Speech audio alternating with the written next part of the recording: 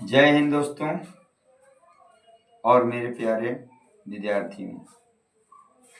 मैं आशा करता हूँ कि आप सभी अच्छे से होंगे। मैं भी अच्छा से हूँ। चलिए आज हम लोग पुनः बहुपद से संबंधित कुछ और बातें जानते हैं। आज मैं घात के आधार पर बहुपदों के प्रकार की चर्चा करूंगा, क्योंकि कक्षा 10 में ज्यादा घात के आधार पर ही बहुपदों से संबंधित प्रश्न हैं और मैं वर्ग 10 का ही मैथ बता रहा हूं। तो आइए हम देखते हैं कि एक घातीय यानी रैखिक बहुपद का व्यापक रूप मैंने पहले आपको बताया है वीडियो में कि जब बहुपद का घात 1 रहता है तो उसे हम रैखिक या एक घातीय बहुपद कहते हैं, जिसका व्यापक रूप होता है ax प्लस b, यानी रैखिक बहुपद का व्यापक रूप बड़ा रूप उसका ax प्लस b होता है। हमने बताया था कि जब एक से दिखाई दे तो ये एक चर होता है, लेकिन यहां पर a और b भी दिखाई दे रहे हैं। तो मैंने पिछली वीडियो में बताया था कि अगर इस तरह का a b c दिया रहे तो जरूर इसके बारे में चर्चा किया रहता है। तो देख लीजिए यहाँ चर्चा है कि a b कोई भी वास्तविक संख्या है, यानी a और b का मान हम कुछ भी रख सकते हैं, वह कोई भी एक वास्तविक संख्या हो सकती है। इस तरह से रैखिक बहुपद का व्यापक रूप हम लोग ax प्लस b लिखते हैं।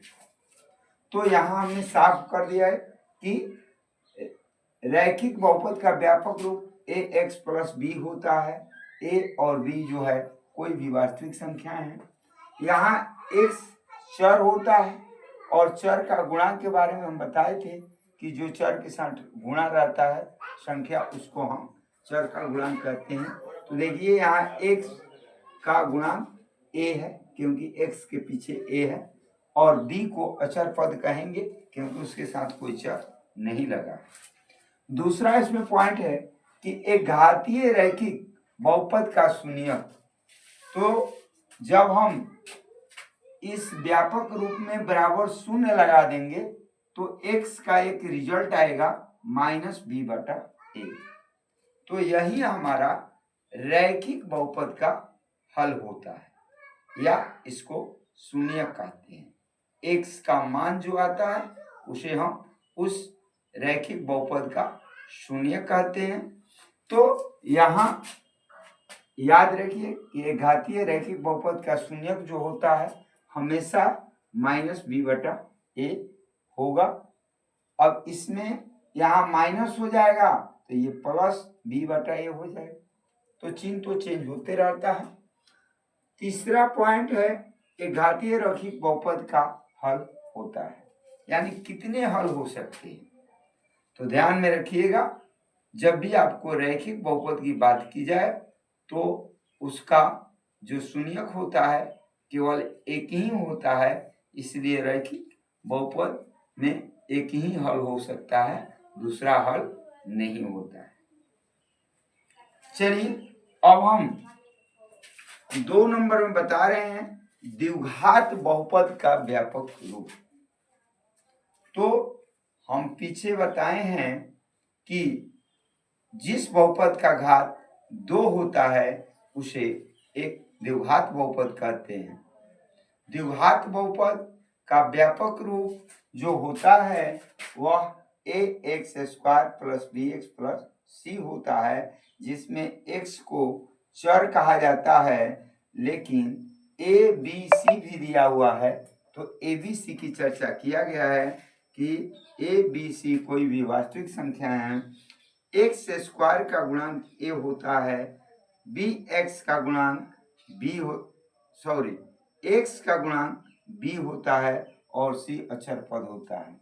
यानी जो एक्स स्क्वायर है इसका गुणांक a है, x का गुणांक b है और c यहाँ अक्षर पद है।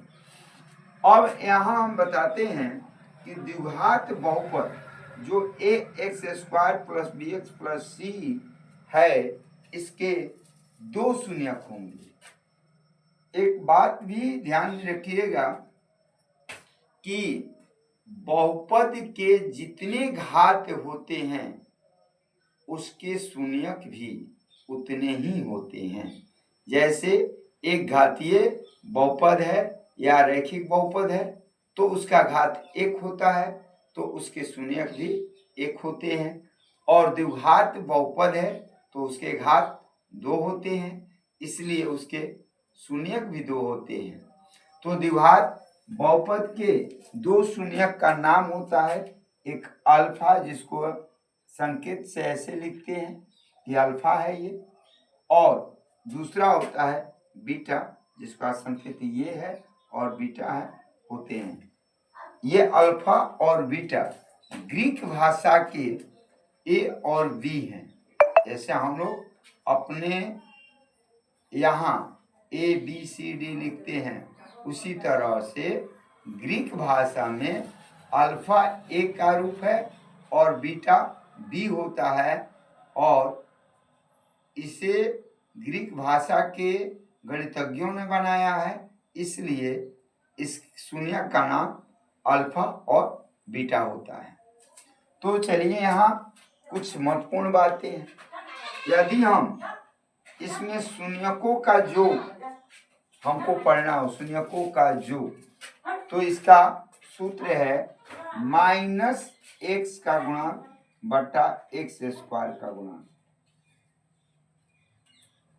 शून्यकों का गुणांक अगर आपसे कोई पूछता है द्विघात बहुपद में तो आपको बोलना है माइनस एक्स का गुणांक बटा एक्स स्क्वायर का गुणांक, और इसको जब हम अल्फा प्लस बीटा के रूप में लिखेंगे तो इसका डायरेक्ट आंसर हो जाएगा माइनस बी बटा ए। ये और ये दोनों एक ही चीज हैं। यदि हम शून्यकों का योग पढ़ते हैं तो माइनस एक्स का गुणांक बटा एक्स स्क्वायर का गुणांक हिंदी में लिखते हैं, और वहीं जब लिखते हैं कि अल्फा प्लस बीटा बराबर क्या होगा तो इसको हम लोग माइनस बी बटा ए लिखते हैं। तो आइए इसको समझ लिया जाए। एक्स का गुणांक, तो आप यहाँ देख लीजिए एक्स का गुणांक आपका क्या है, बी, इसलिए माइनस के साथ यहाँ बी रखिएगा तो माइनस बी हो जाएगा, और यहाँ एक्स स्क्वायर का गुणांक ए है इसलिए नीचे एक्स स्क्वायर का गुणांक आपका ए हो जाएगा, और शून्यक 2 होते हैं द्विघात में, इसलिए ये अल्फा और बीटा दोनों शून्यक हैं, तो इसको हम बोलेंगे शून्यकों का योग, और इसका होगा माइनस बी बटा ए। तो हम लोग शून्यकों का योग दो तरह से बोल सकते हैं, माइनस एक्स का गुणांक बटा एक्स स्क्वायर का गुणांक, या इसको बोल सकते हैं अल्फा प्लस बीटा बराबर माइनस बी बटा ए। ये बहुत महत्वपूर्ण सूत्र हैं, इसलिए इसको ध्यान में रखिएगा। फिर शून्यकों का गुणनफल जो होता है अचर पद बटा एक्स स्क्वायर का गुणांक होता है। अचर पद किसको कहा गया है, सी अचर पद है, एक्स स्क्वायर का गुणांक कौन है, ए है। तो जब हम इसको अल्फा इंटू बीटा लिखेंगे तो इसको सी बटाइए, यानी इसका मान सी हो जाएगा और इसका मान ए हो जाएगा। तो इस तरह से याद रखिएगा, द्विघात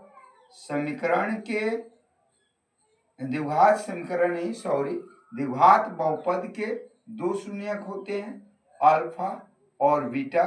अल्फा और बीटा को यदि जोड़िएगा तो अल्फा प्लस बीटा बराबर माइनस बी बटा ए कहना है, यानी शून्यकों का योग बराबर माइनस एक्स का गुणांक बटा एक्स स्क्वायर का गुणांक होता है। शून्यकों का गुणनफल यदि पूछता है तो अचर पद बटा एक्स स्क्वायर का गुणांक, या इसको हम अल्फा इंटू बीटा बराबर सी बटा ए कहते हैं। एक मैथ हम समझा रहे हैं, जैसे आपका 4x² माइनस 3x प्लस 5 में आपको यदि शून्यकों का योग बताना है तो सूत्र को ध्यान रखिए, पहले x का गुणांक लिखिए और उसका चिन्ह माइनस रखिए। तो देखिए यहाँ पर आपका x का गुणांक -3 है, तो ये माइनस है और सूत्र में अभी आपका माइनस है, तो आप माइनस माइनस को क्या बोलते हैं, प्लस में बदल जाता है, इसलिए यहाँ 3 हो जाएगा। और यहाँ एक्स स्क्वायर का गुणांक क्या है, तो देखिए एक्स स्क्वायर गुणांक आपका 4 है, तो आपका ये हो गया। यानी शून्यकों का योग जो होगा, दूसरा पद जो इसमें रहता है एक्स के साथ जो रहता है उसका चिन्ह बदल दीजिए, यानी माइनस रहे तो प्लस में आंसर हो जाएगा और प्लस रहे तो माइनस में, क्योंकि यहाँ माइनस का चिन्ह है और माइनस में हमेशा चिन्ह चेंज होता है। तो यहाँ जब माइनस है तो प्लस में आंसर होगा और यदि प्लस में रहता तो इसका आंसर माइनस में होता। जैसे 2 नंबर भी है, एक बता देंगे हम। देखिए गुणनफल क्या होता है शून्यकों का गुणनफल, तो यहाँ लिखा गया है अचर पद, तो अचर पद आपका 5 है और एक्स स्क्वायर का गुणांक आपका 4 है, तो यहाँ हो जाएगा अचर पद 5 बटा एक्स स्क्वायर का गुणांक 4। अब ध्यान दीजिए, जैसे हम लेते हैं 7x² प्लस 8x माइनस 4, अब इसमें हम ऐसे भी लिख सकते हैं अल्फा प्लस बीटा का मान कितना होगा, तो इसका भी सूत्र वही होता है माइनस बी बटा ए। तो बी में देखिए यहाँ पर क्या है, एक्स का गुणांक क्या है 8 है, इसका चिन्ह क्या है प्लस है, लेकिन आप प्लस को माइनस करके लिखिएगा। ये हो गया आपका एक्स का गुणांक और ये एक्स का गुणांक, एक्स स्क्वायर का गुणांक 7, तो आपका योग हो गया -8/7।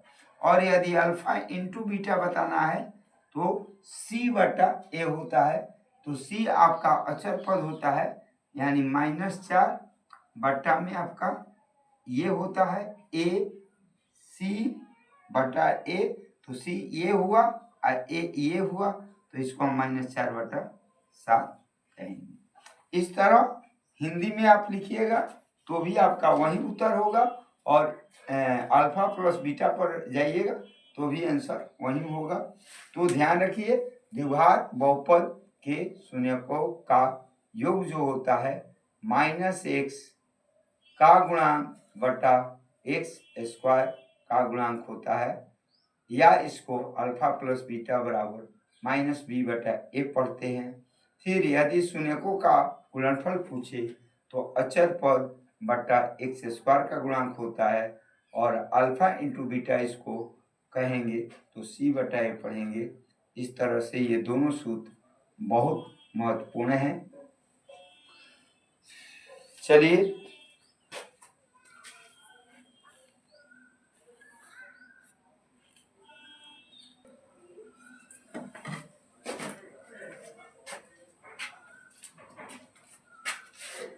द्विघात बहुपद से संबंधित तीसरा पॉइंट है कि द्विघात बहुपद के यदि पूछे जाएं कि कितने हल होंगे, तो हमको केवल 2 हल बताना है।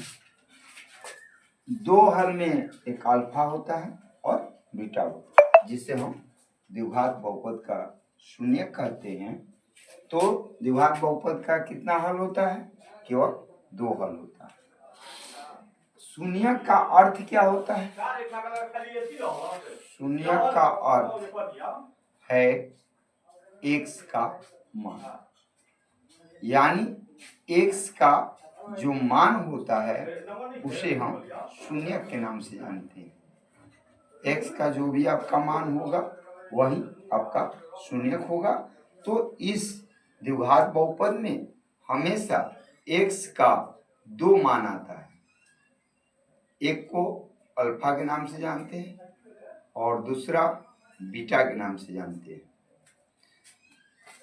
चौथा पॉइंट है, यदि शून्यकों का योग एवं गुणनफल दिया रहे तब द्विघात बहुपद हम कैसे निकालेंगे। तो यदि आपको योग और गुणनफल दे दे तो आप द्विघात बहुपद का सूत्र याद रखिए, एक्स स्क्वायर माइनस शून्यकों का योग इंटू एक्स प्लस शून्यकों का गुणनफल। इसे द्विघात बहुपद को हम लोग px नाम रख सकते हैं यदि चर x रहे तब। तो यहाँ चर हमने x लिया, इसलिए द्विघात बहुपद का नाम px भी कह सकते हैं और यहाँ हो जाएगा x square minus alpha plus beta जो शून्यकों का योग है into x plus alpha into beta जो शून्यकों का गुणनफल। तो यदि योग दिया रहे तो यहाँ हम योग रख देंगे और यहाँ गुणनफल रख देंगे।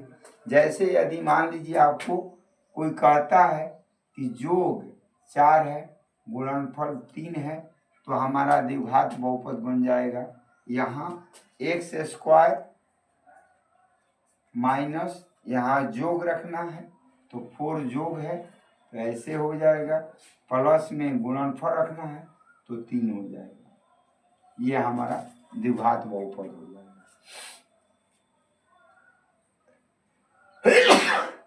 तो यदि योग और गुणनफल दिया रहे तो ध्यान में रखिएगा कि द्विघात बहुपद बनता है एक्स स्क्वायर माइनस शून्यकों का योग इंटू एक्स प्लस शून्यकों का गुणनफल। इसको हम लोग ऐसे भी कह सकते हैं कि बहुपद px बराबर x square minus alpha plus beta into x plus alpha into beta. यदि द्विघात बहुपद के शून्यक दिए गए हैं, यहाँ तो योग और गुणनफल की बात किया जा रहा है, और यदि आपको द्विघात बहुपद के शून्यक दिए गए हों तभी द्विघात बहुपद इसी सूत्र से ज्ञात कर सकते हैं, यानी कि इसी से हम लोग द्विघात बहुपद बना सकते हैं। जैसे मान लीजिए आपके दो शून्यक हैं, मान लीजिए आपका 2 और 3, ये शून्यक है, हमको बहुपद बनाना है तो हम लिख सकते हैं px बराबर एक्स स्क्वायर माइनस, यहाँ देखिए शून्यकों को जोड़ना है तो हम 2 3 को जोड़ देंगे, बाहर में इंटू एक्स है इंटू एक्स कर देंगे, अल्फा इंटू बीटा दिया है तो यहाँ 2 3 का गुणा कर देंगे। इस तरह से हमारा एक बहुपद बनेगा x square minus 5x plus. तो यहाँ इसको हमने योग माना था, यहाँ गुणनफल माना था, तो योग और गुणनफल इसी सूत्र से बनेगा तो इसका द्विघात बहुपद हुआ x square minus 4x plus 3, यानी ये बना। और यदि शून्यक दिया रहे, जैसे इसको हम शून्यक माने हैं तो शून्यक एक अल्फा होता है एक बीटा होता है, तो इसलिए हम लोग जब इस सूत्र में एक्स स्क्वायर रखेंगे और यहाँ शून्यकों को जोड़ना है तो 2 3 को हम जोड़ देंगे और इंटू एक्स लगाकर एक बार अल्फा इंटू बीटा यानी शून्यकों का गुणा कर देंगे, जिससे x square minus 5x plus 6 ये बहुपद बनेगा। तो इस तरह से हम लोग योग और गुणनफल दिया रहे या शून्यक दिया रहे तो हम द्विघात बहुपद निकाल सकते हैं या उसे द्विघात बहुपद बना सकते हैं।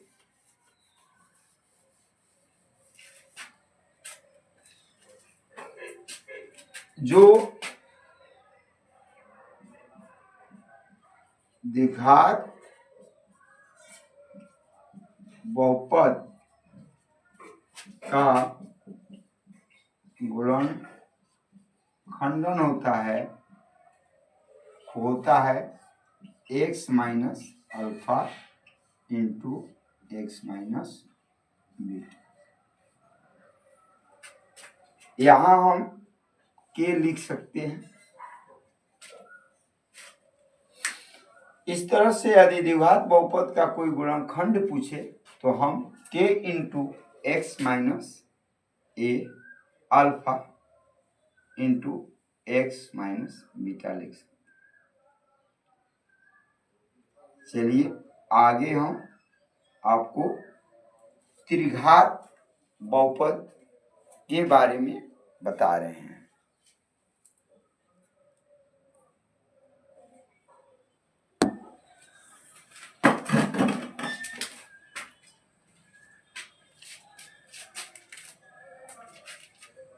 त्रिघात बहुपद, त्रिघात बहुपद का व्यापक रूप क्या होता है? तो त्रिघात बहुपद का व्यापक रूप होता है a x cube plus b x square plus c x plus d. यानी त्रिघात बहुपद को हम अधिक से अधिक 4 पदों में लिख सकते हैं और कम पद में 1, 2, 3 भी हो सकते हैं, लेकिन अधिक से अधिक यानी व्यापक रूप हम 4 पदों में लिख सकते हैं। अब ए बी सी और डी जो है वह कोई भी वास्तविक संख्या है जहां हम ए का मान 0 नहीं रख सकते। मैंने रैखिक बहुपद द्विघात बहुपद में यह बात छोड़ दी थी, वहां भी ए का मान 0 नहीं होना चाहिए, क्योंकि अगर रैखिक में x का मान a का मान 0 हो जाएगा तो फिर ये खत्म हो जाएगा, यानी चर नहीं बचेगा और चर का घात 1 भी नहीं बचेगा। इसमें यदि a का मान 0 हो जाएगा तो इसका कहानी 0 हो जाएगा, तो फिर यह द्विघात बहुपद नहीं हो पाएगा। और यदि इसमें a का मान हम 0 रख देते हैं तो यहाँ गुणा करेंगे 0 से तो इसका मान खत्म हो जाएगा, तो फिर यह त्रिघात बहुपद नहीं हो पाएगा। इसलिए चाहे वह एक घातीय बहुपद हो यानी रैखिक बहुपद हो या द्विघात बहुपद हो या त्रिघात बहुपद हो, उसमें यह बहुत जरूरी है कि a का मान 0 नहीं होना चाहिए। इसके अतिरिक्त कोई भी वास्तविक संख्या a, b, c का मान हो सकता है, d का मान हो सकता है। a का मान 0 नहीं होगा, बाकी किसी का हो सकता है। तो चलिए ये बात यहाँ हम समझा दिए।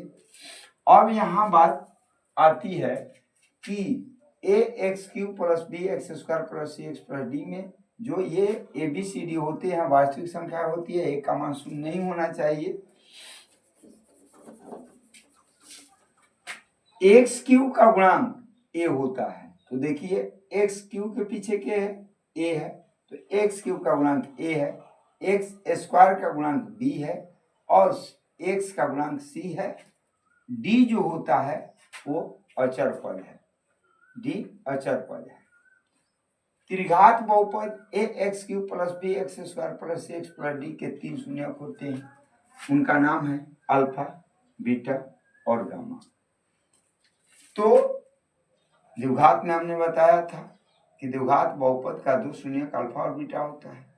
त्रिघात बहुपद हुआ 3 घात, तो उसके शून्यक भी 3 होंगे, इसलिए तीनों का नाम रखा गया है अल्फा, बीटा और गामा। तो इसमें भी 3 सूत्र याद रखना है कि अल्फा, बीटा, गामा यानी तीनों शून्यकों का योग कितना होता है। यहाँ हिंदी में हम नहीं लिखे क्योंकि थोड़ा लंबा पड़ता है ये, तो इसको हम लोग शॉर्ट में केवल alpha plus beta plus gamma से समझ जाए कि तीनों शून्यकों का योग क्या होता है। तीनों शून्यकों का योग वही होता है जो द्विघात समीकरण में शून्यकों का योग होता है, यानी -b/a। लेकिन जब इसको हम हिंदी में लिखेंगे तो -b x² का गुणांक होगा और a x³ का गुणांक होगा। जैसे इसको पढ़ेंगे x² का गुणांक तो यहाँ हो जाएगा x² का गुणांक, इसको पढ़ेंगे x³ का गुणांक तो यहाँ हो जाएगा x³ का गुणांक। दिखने में तो -b/a से एक जैसा है, लेकिन अगर हिंदी में इसको लिख दे तो ये बन जाता है x² का गुणांक और ये बन जाता है x³ का गुणांक। जबकि द्विघात समीकरण में ये होता है x का गुणांक और ये होता है x² का गुणांक, तो डिफरेंस होता है। देखने में एक जैसा लगता है लेकिन होता नहीं है। अब रह गई अल्फा इंटू बीटा, तो दो शून्यकों का गुणनफल, इसमें भी है beta into gamma, gamma into alpha, यानी दो शून्यकों का गुणनफल किया गया है और तब उसे जोड़ा गया है। तो दो शून्यकों के गुणनफलों का योग जो होता है वो c/a होता है।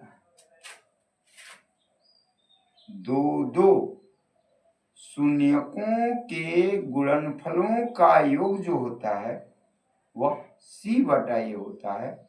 c क्या है तो x का गुणांक है और a क्या है तो x³ का गुणांक है, तो हम इसको x का गुणांक बटा x³ का गुणांक भी कह सकते हैं।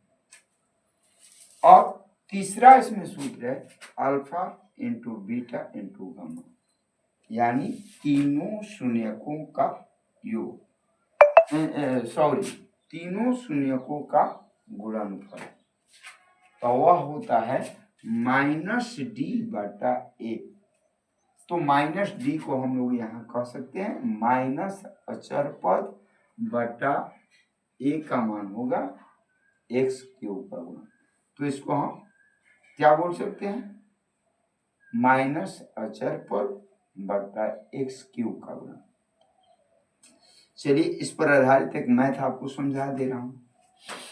जैसे मान लीजिए द्विघात बहुपद हमारा है a 5x³ + 4x² - 3x + 5।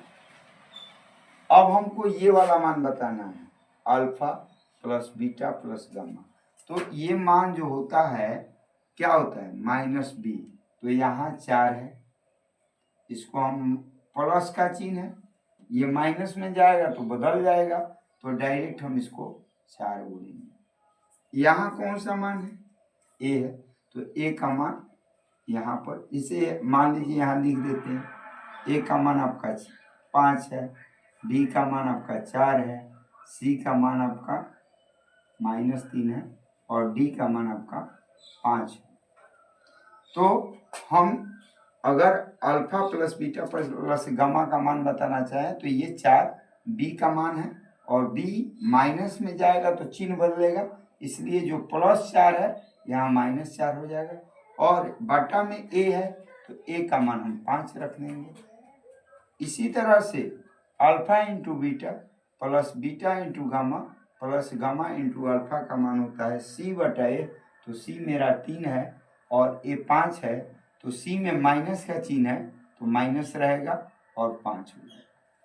तीनों का गुणनफल जो होता है alpha into beta into gamma -d/a होता है, तो यहाँ +5 यानी d प्लस में है, जब माइनस में जाएगा तो बदल जाएगा, तो ये माइनस हो जाएगा और बटा में a का मान 5 है तो ये 5 हो जाएगा और दोनों क्रॉस होकर सिर्फ -1 हो जाएगा। इस तरह से त्रिघात बहुपद में हम शून्यकों का योग यानी alpha plus beta plus gamma बराबर -b/a याद रखते हैं। Alpha into beta plus beta into gamma plus gamma into alpha, यानी तीनों शून्यकों के गुणनफलों का योग जो होता है वह होता है c/a, और तीनों शून्यकों का गुणनफल alpha into beta into gamma होता है -d/a। तो इन तीनों सूत्रों को याद रखें, इससे संबंधित परीक्षा में भी प्रश्न पूछे जाते हैं। त्रिघात बहुपद का घात 3 होता है, अतः यहाँ द्विघात लिख दिए हैं, त्रिघात होने चाहिए। अतः त्रिघात बहुपद के 3 शून्यक होते हैं और 3 शून्यक जो होते हैं वो x का मान होते हैं। तो त्रिघात बहुपद के 3 हल हो सकते हैं, द्विघात बहुपद के 2 हल हो सकते हैं और रैखिक बहुपद का 1 हल होता है।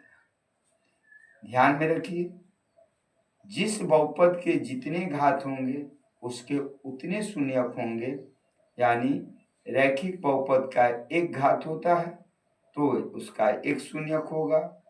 द्विघात बहुपद का 2 घात होता है इसलिए उसका 2 शून्यक होगा। त्रिघात बहुपद के 3 घात होते हैं इसलिए उसका 3 शून्यक होगा और शून्यक का नाम हम अल्फा बीटा गामा रखते हैं। तो चलिए, आज मैं इतनी सारी बातों से अपनी पढ़ाई को बंद करता हूँ। यदि आपको मेरी यह पढ़ाई अच्छी लगी हो तो प्लीज़ सब्सक्राइब करें, लाइक करें, कमेंट करें। आज के लिए बहुत बहुत धन्यवाद।